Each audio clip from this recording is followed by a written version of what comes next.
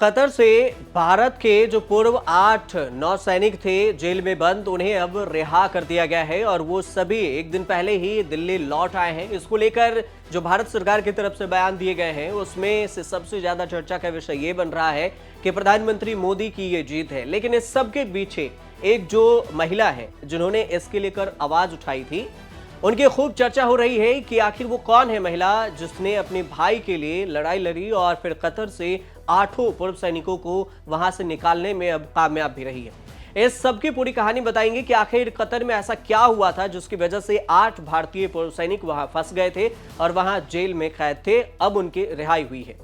इसे भारत की बड़ी कूटनीतिक जीत भी कहा जा रहा है। इसके हीरो प्रधानमंत्री मोदी को माना जा रहा है। कहा जा रहा है कि पीएम मोदी नहीं होते तो यह सब संभव नहीं था। हालांकि पीएम मोदी के अलावा इस जीत में एक और हीरो भी रहे जिन्होंने पर्दे के पीछे रहकर 8 पूर्व नौ सैनिकों की रिहाई में बड़ी भूमिका निभाई। उनका नाम है अजीत डोभाल, जो राष्ट्रीय सुरक्षा सलाहकार एनएसए भी हैं। कतर की जेल में बंद पूर्व भारतीय 9 सैनिकों को आखिरकार 18 महीने बाद जेल से रिहा कर दिया गया।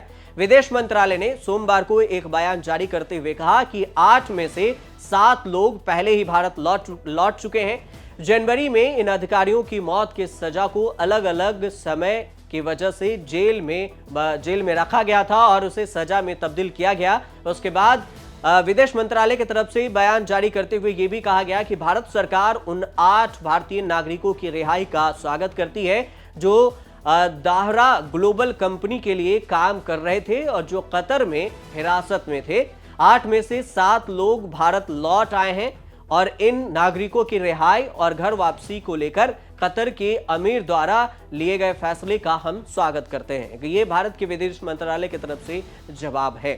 भारत लौटे ये अधिकारी ने भी अपना बयान दिया और खुशी भी मना रहे हैं। उन्होंने भारत लौटे नेवी के एक पूर्व अधिकारी ने कहा कि प्रधानमंत्री मोदी अगर नहीं होते, अगर वो हस्तक्षेप नहीं करते तो उनके बिना यह सब संभव नहीं था। उन्होंने कहा कि भारत सरकार के अथक प्रयासों के बावजूद ही हम वहां से लौटकर भारत आए हैं। भारत लौटने के बाद इन लोगों ने बिना संकोच अपनी खुशी जाहिर की। इंडिया पहुंच गए हम सेफ एंड साउंड और definitely honourable prime minister Shri Modi को धन्यवाद करना चाहेंगे कि उनके पर्सनल इंटरवेंशन से ये पॉसिबल हुआ और गवर्नमेंट ऑफ कतार के हिज एक्सेलेंसी द अमीर को कि उन्होंने ये होने दिया। साथ में कहा कि मैं पीएम मोदी को धन्यवाद देना चाहता हूं और उनकी वजह से ही मैं भारत लौट सका, नहीं तो नहीं लौटता, वहीं रहता। बिना उनके हस्तक्षेप से कुछ नहीं होता। आज हम आपके सामने खड़े नहीं होते अगर इतने बड़े लेवल से हस्तक्षेप न होता। ऐसा बताया जा रहा है कि 1 दिसंबर 2023 को कतर के अमीर शेख तमीम बिन हमद अल थानी के साथ मुलाकात कर इस मुद्दे पर बातचीत की थी और वहीं दूसरी तरफ एनएसए अजीत डोभाल ने पर्दे के पीछे भी कूटनीति से यह सुनिश्चित किया था कि वहां से 8 पूर्व सैनिकों को भारत लाया जाएगा।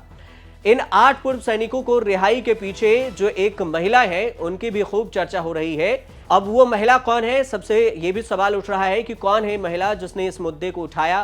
पिछले साल 25 अक्टूबर को कमांडर पूर्वेंद्र तिवारी की बहन मीतू भार्गव ने एक्स पर पोस्ट करते हुए बताया था कि 9 सैनिकों के 8 पूर्व जो 9 सैनिक हैं उन्हें कतर में जासूसी के आरोप में गिरफ्तार किया गया है और उन्हें वहां पर कैद किया गया। इसके लिए भारत सरकार से उन्होंने मदद मांगी थी। उसके बाद उन्होंने अपनी आवाज उठाई थी और लगातार इसके फॉलो बैक रहा, केस हुए। उसके बाद उन्होंने कतर से लड़ाई लड़ी, भारत सरकार ने भी इसके पीछे मदद की। उसके बाद वहां से सारे अब स्क्वाड्रन रिटर्न आए हैं।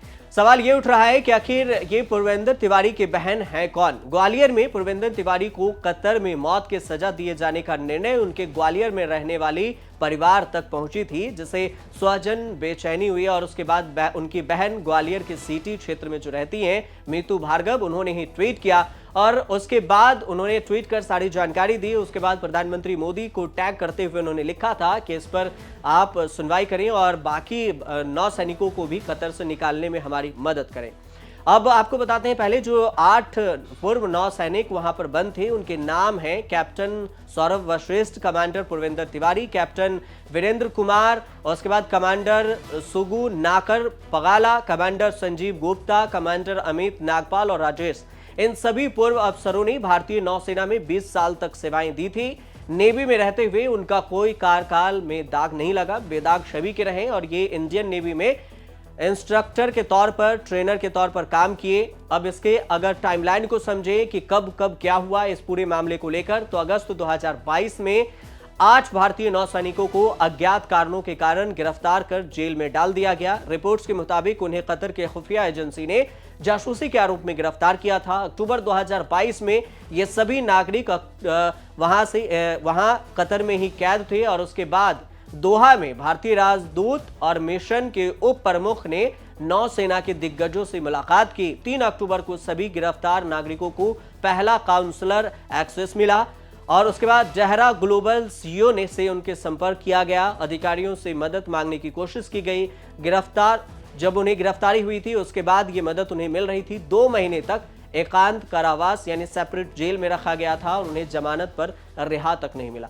मार्च 2023 में 1 मार्च को इन सभी पूर्व सैनिकों की जमानत याचिका कतर की कोर्ट में खारिज हुई। 25 मार्च को कोर्ट के सभी 8 पूर्व सैनिकों के खिलाफ आरोप पत्र दायर किए गए। 29 मार्च को कतर के कानून के तहत मुकदमे की कार्रवाई शुरू हुई। मई 2023 में अलग अलग धाराओं के तहत ग्लोबल में दोहा में अपना परिचालन बंद कर दिया, जहां से काम करने वाले सभी लोग मुख्य रूप से भारतीय घर लौट आए थे।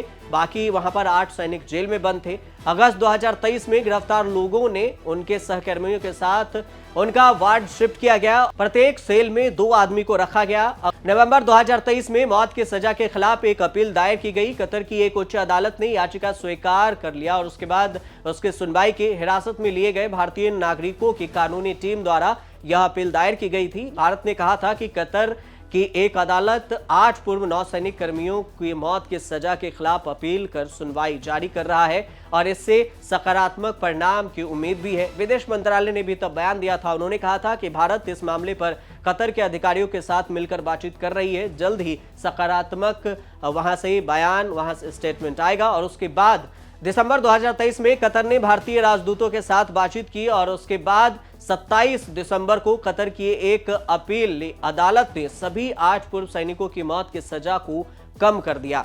उसके बाद अपील किया गया उच्च अदालत में और उसके बाद वहां से अब जो COP28 शिखर सम्मेलन के मौके पर जब कतर के शेख भारत आए थे तो उनसे प्रधानमंत्री मोदी की मुलाकात हुई थी और जनवरी 2024 में एक अदालत ने उन्हें सभी को मंत्रालय से बातचीत के बाद 1 हफ्ते के भीतर रिहाई की बात कही थी। अब और उसके बाद प्रेस कॉन्फ्रेंस में इसकी जानकारी दी गई और इस तरह से वहां कतर से सभी 8 पूर्व सैनिकों की रिहाई हुई है, जिसमें से 7 नौसैनिक वहां से लौटकर भारत आ चुके हैं। उनमें से 1 अभी भी पूर्व सैनिक वहां कतर में ही कैद है। आप देखते रहिए न्यूज़ तक।